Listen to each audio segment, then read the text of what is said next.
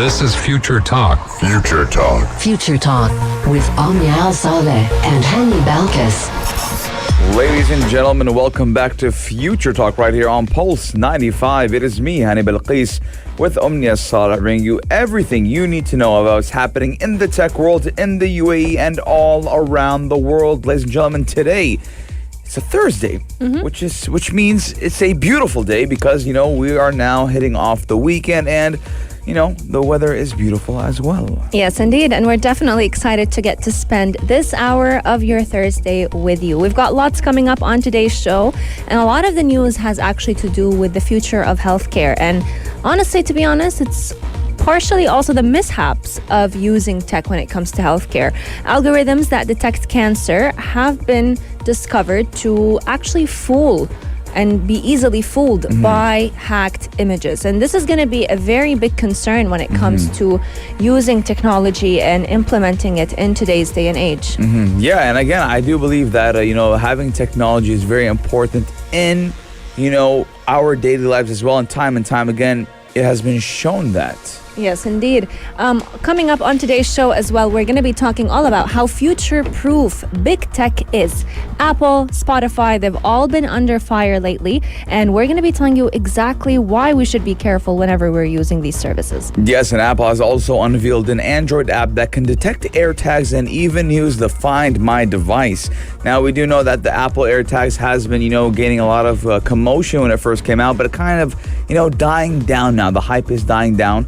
But soon enough, we will be able to even go deeper into the AirTag universe. Yes, indeed. And I'm very excited to talk about this story because we've seen it make headlines. I've seen a lot of people become shocked by the news, but there was one company who fired 900 employees over a Zoom call. That is by far surpassing any number of people who've been fired from a company at once, and B, on a virtual call. So we're going to be listening to the effects and the impacts of having such an act being done virtually. Is it beneficial? Is it even healthy for the employees for it to be done this way? I think when we start using technology, there are do's and don'ts, and this is honestly one of the don'ts that a lot of researchers are saying should be illegal to be done over a virtual call. Yes, firing that many employees at one time was kind of crazy. But ladies and gentlemen, we're talking about how IBM and Samsung are taking sides together,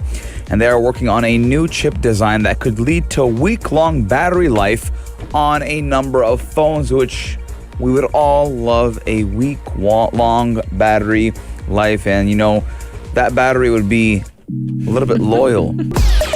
Daily digital news. Bits and bytes connect our world. When residents right here in the UAE were asked, where would you want to see innovation? In what sectors?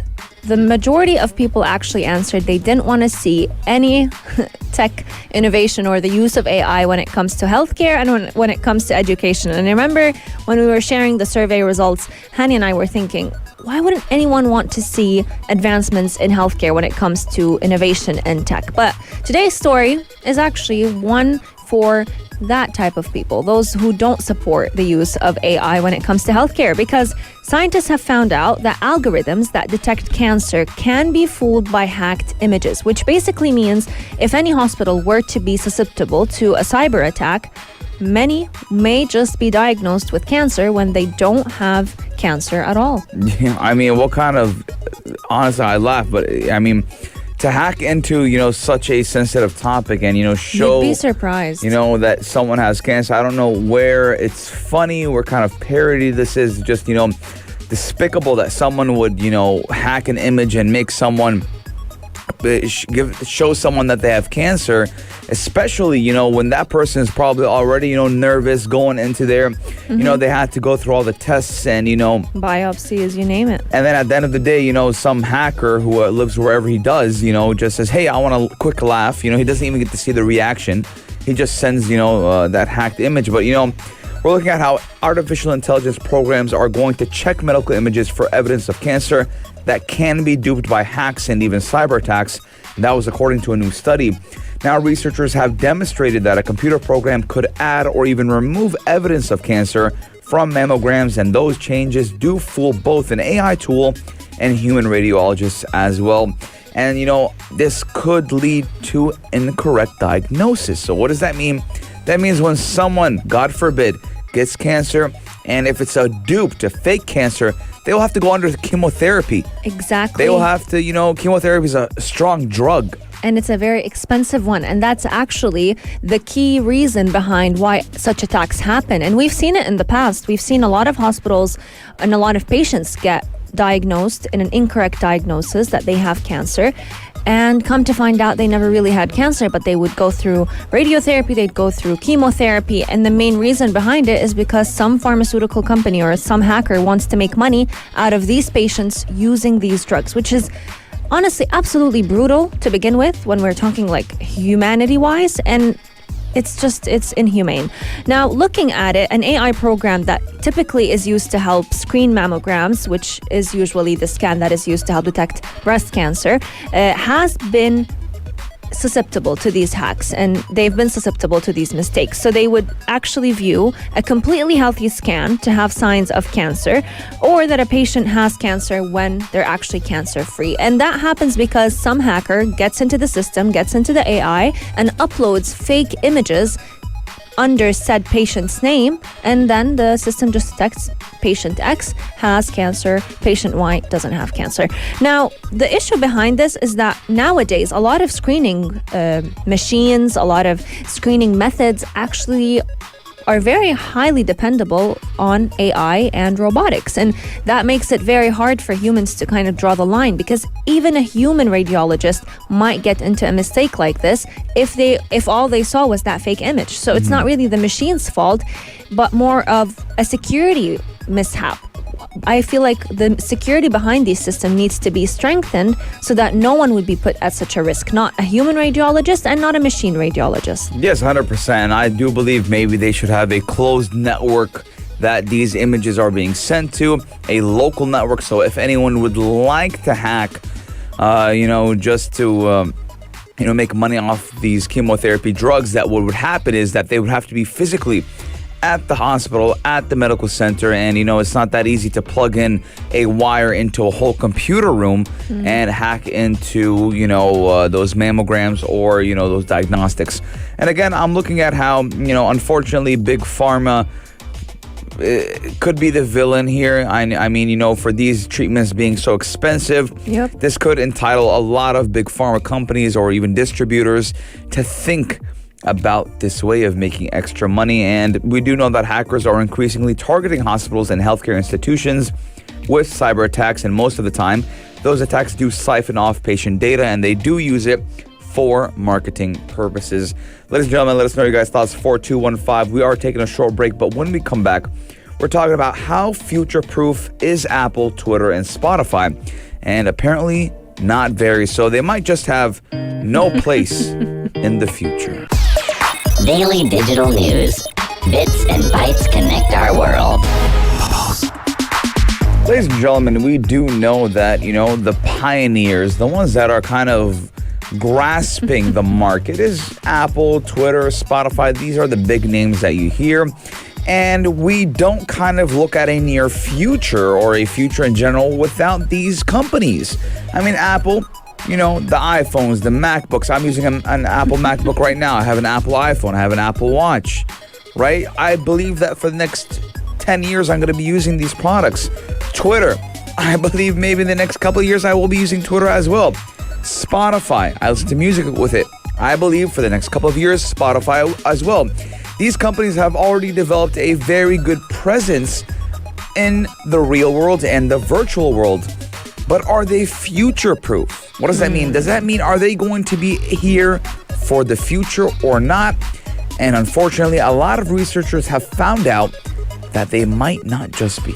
Yes, indeed. And the thing is, it's not about you being popular at the moment. It's about what are you doing to make sure that people are still going to use you 5, 10, 15, 20 years down the line. And that's exactly what researchers are trying to determine and are trying to measure. So when we're looking at the global ranking of future readiness, how ready is a certain company for the developments in the future? What are they doing right now to make sure that in a couple of years, they'll still have a spot in the market. Tesla, Lululemon, MasterCard, Google, they were actually at the top of the global ranking of future readiness. However, Apple, Twitter, Spotify, and Audi underperformed when they were compared to their competitors in their respective industries. And that is coming from many studies. So these studies have been taking place over the past decade, from 2010 up until 2021, and looking at the likelihood of survival of these companies in a very fast and frequent change-filled world that we're currently living in. So it's not necessarily like this ranking is not necessarily a death sentence for these companies, but it's definitely kind of like an ultimatum for them to start working harder, or else they're going to lose their spot in the market one day. Yes, and when we think about these type of companies, the first ones that do come in mind, for example, is Skype, right? Skype, MSN, if you remember MSN, Yahoo Messenger, good old AOL, days. right? Now, these companies, they dominated the messaging service, and now we have so much more. Also, another one, BlackBerry, BBM Yes. Messenger. At one point in time, we thought this dominated the market. WhatsApp came along, hit them right out of the park. So, this is actually a wake-up call for these companies to say, hey, listen, you don't always, have full control over the market. You're not only the monopoly here, and the world can, flip on you in a second. Now, we do know that some of these, circumstances would come out because of real world things. For example, the COVID-19 pandemic, right? And the Omicron variant, the Delta variant. Zoom kicked off. Why? Why was Zoom so successful? It was only successful because of the COVID-19 pandemic. And after we're still in the COVID-19 pandemic, but after lockdown, we are still seeing a huge increase in growth on Zoom because people are now used to using Zoom. Because at a time of need, we always know this in, business and business management, right? Supply and demand. In the time of demand, in the time of need, Zoom was the supplier to connecting people all over the world. So these companies, Twitter, Spotify, Apple, are they going to be here for the long run? I personally believe yes. I believe that especially Apple, is too invested into the market right now, and they are going on different endeavors that they will have a longevity in the tech space. I actually beg to differ with this one. I don't think I agree with you, sadly, on this point, because as popular as Apple is at the moment, and as hard as it is to imagine any other company in the world taking its place, when you mentioned BBM and when you mentioned BlackBerry, I was like, yeah, it's not too far into the future. It's not impossible, because once upon a time, BlackBerry and Nokia were the only smartphone industries anyone talked about. They were the only companies out there in the market. And I feel like with the way Apple is going, they're not reinventing as fast as they should. And that is one of the biggest pillars when it comes to being future ready. You need to be fast in change. And sadly, Apple is not being as fast as it should. That's one key point. Another is the fact of the matter is the workforce. So with a lot of companies, they've been able to kind of split their workforce, know exactly how to operate robotics in sectors where robotics are needed and would make the job faster, and at the same time know exactly when human force is needed, which is exactly what Huawei and Samsung have been able to do, but Apple, sadly, not really, which is partially why they have been having lots of issues when it came to producing equipment, producing products. They've been struggling with workers not being able to come in, or parts not being able to be manufactured at the right pace. Yeah, and again, that is again one of the main reasons why, was because of the COVID-19 pandemic. But I do believe after the COVID-19 pandemic, they'll pick up. They'll pick up again, and Omni has said everything 100% correct. Nothing is impossible, regardless if, Apple's a $1 trillion company, right? And they are, because apparently they have offshore funds and wealth funds that are equivalent to $1 trillion. So Apple is huge. But, there's a good saying that I always like to remind myself and remember. No king rules forever. And that's something that you should always keep in mind. Yep. That the big dogs always fall off, and there's always going to be an underdog that wants the place that you sit in right now, whether it's Huawei, Samsung, Xiaomi, they're all looking at Mr. Apple, Mr. Tim Cooks, and they want what he has. But I personally think that Apple is smart enough to keep the ball going. Ladies and gentlemen, we are taking a short break. 4215, let us know your guys' thoughts. And when we come back, we're talking all about Apple unveiling an Android app that can detect AirTags and find my devices. Keep Pulse 95 locked, because we're going to be right back. Pulse 95. Apps all around. What's worth a click and download? We were just talking about how Apple may not make it to the future, but as of today, they're still the talk of the town. More specifically, they are trying to even kind of cater towards the Android market. And you might be thinking, what? Apple is already an operating system of its own. They have their very own operating systems. Why are they looking at the Android market? Well, they do want some of their products to be accessible no matter what operating system you have. And that specific product is the AirTag, which is basically very similar to what an RFID tag would do. You can attach it on any of your valuable belongings. It could be a pet, it could be a wallet, it could be your car keys, it could be your most treasured possessions. And wherever you are, this AirTag will be able to communicate with your phone and let you know exactly where that belonging is. And now they're launching an Android app that can help detect the AirTags and even use the Find My Devices feature that we always have seen on iPhones. Yes, now Apple has always been, the type of company that never really cared about their non-Apple users until recently, because they understood that, a lot of their Apple products are amazing as they are, and, they have an untapped market for their Apple products, which is the Android market. So why push the consumers to buy an Apple phone when I can just give them Apple products? And I'm tapping into around 1.8 billion phones, Android users, who can now use AirPods, who can now use an Apple Watch, etc. Now, Apple did unveil an Android app that will help users who do not own iPhones or iPads to detect unexpected AirTags and other devices that are compatible with Apple's Find My network that are near them.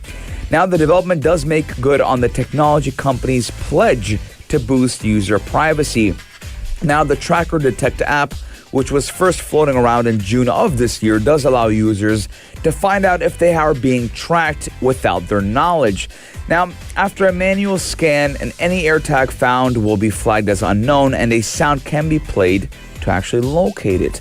Now, tapping it with an iPhone or NFC-capable device will provide instructions on how to disable it by removing its battery. Now, even if the AirTag is in lost mode, instructions on how to return it to its owner will be given. Now, that is the number one thing that kind of came up when privacy issues were, in the talks. If I just I could throw an AirTag in Omnia's bag right now. True.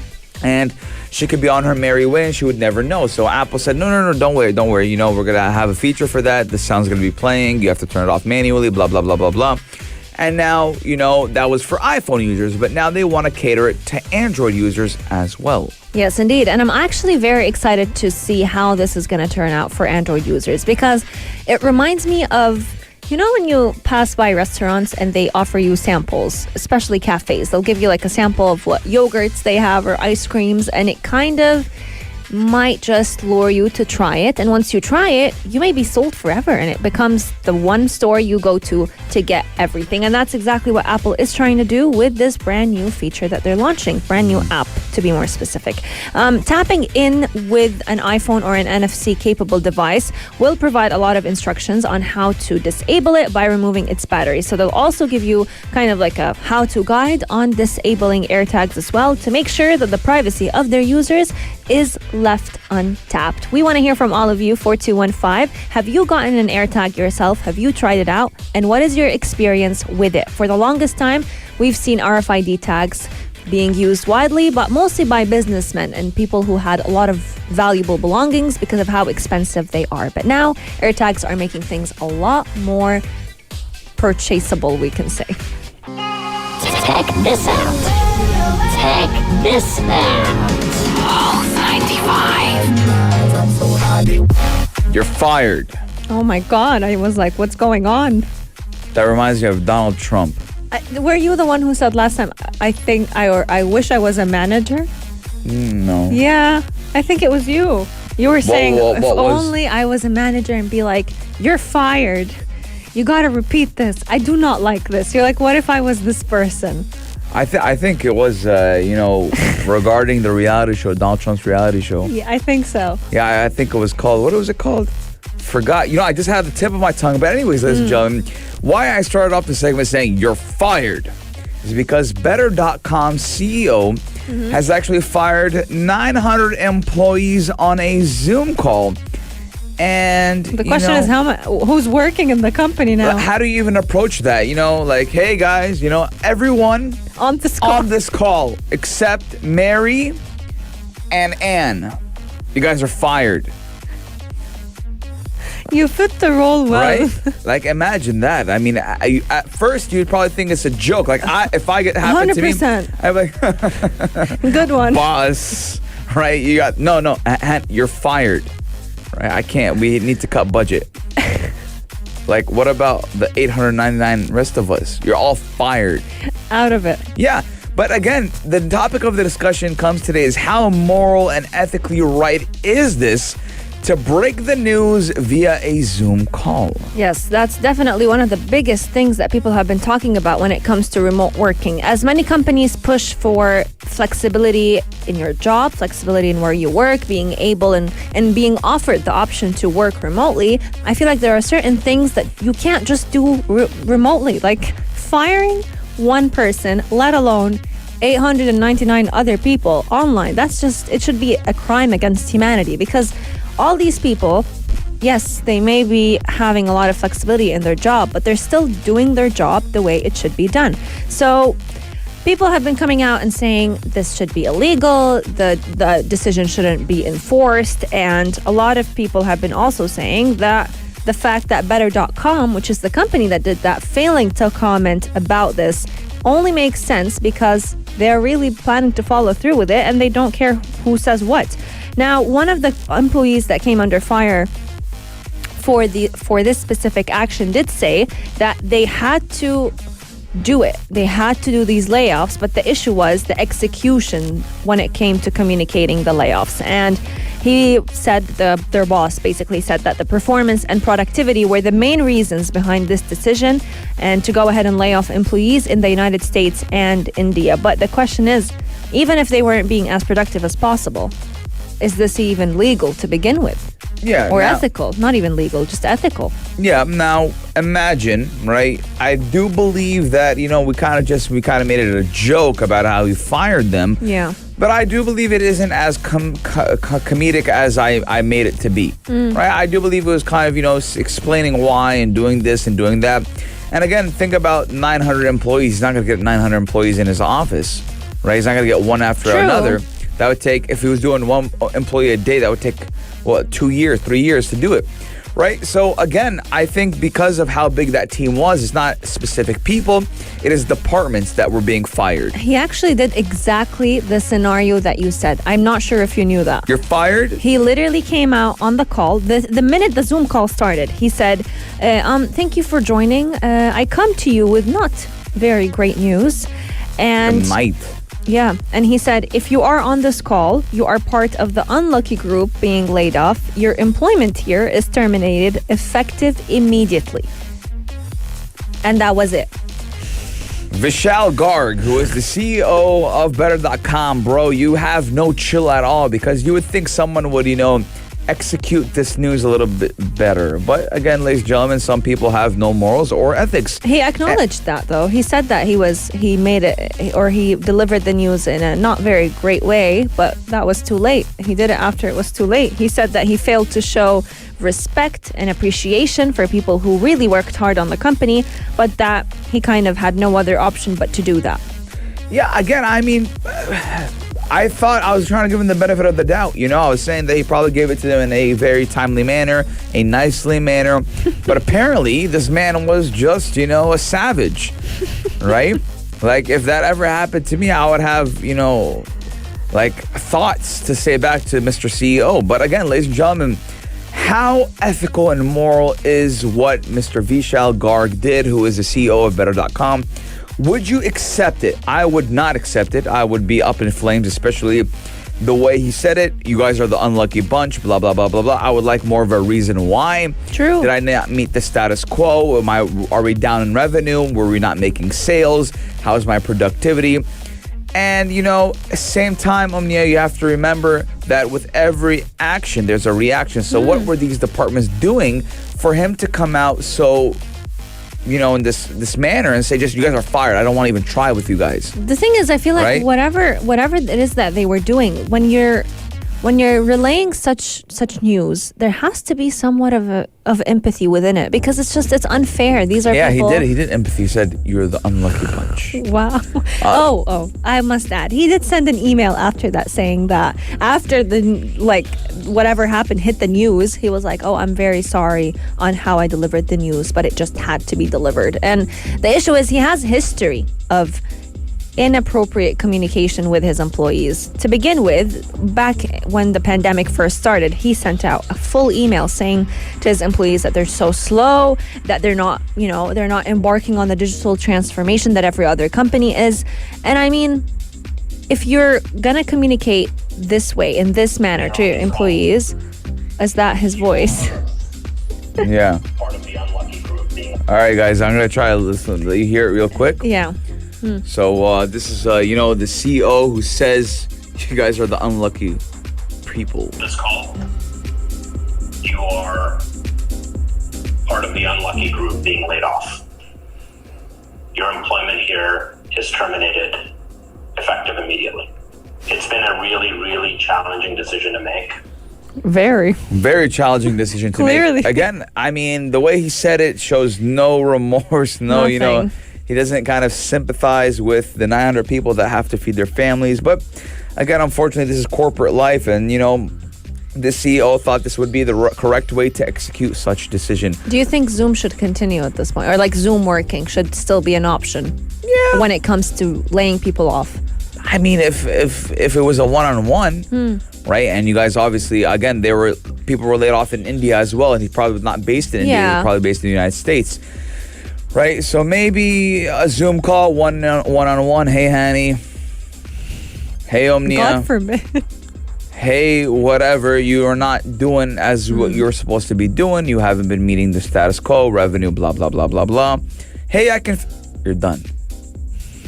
You're done. Feel depressed just listening. 4215, ladies and gentlemen, let us know your guys' thoughts. Is it a correct way to lay someone off via Zoom? I feel like it's okay as long as it is a one-on-one interaction. We are taking a short break, but when we come back, We're talking all about a week-long phone battery.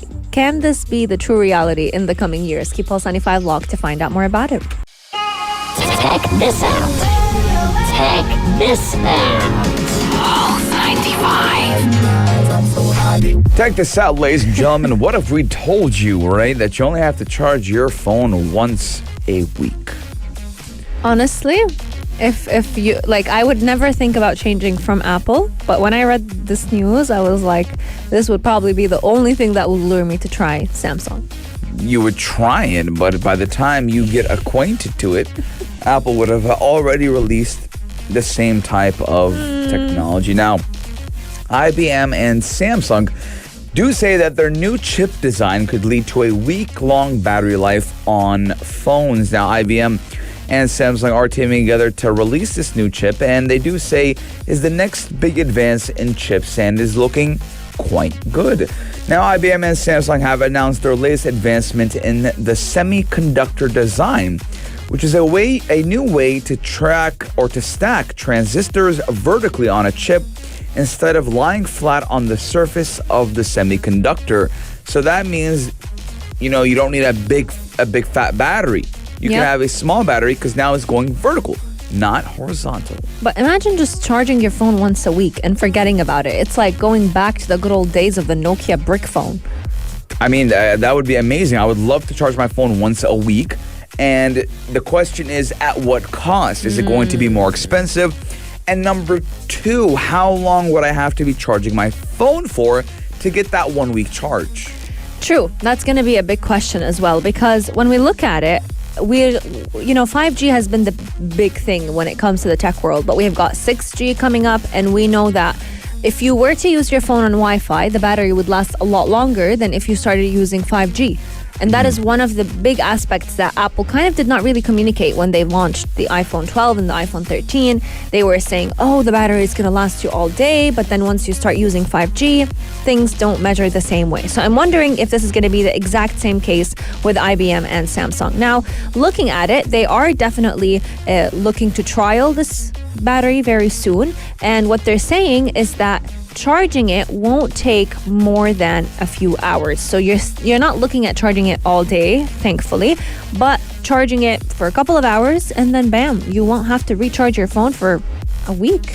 Again, that would be amazing. I mean, we do really have already big charging times for charging your phones, even if you do use those superchargers as well.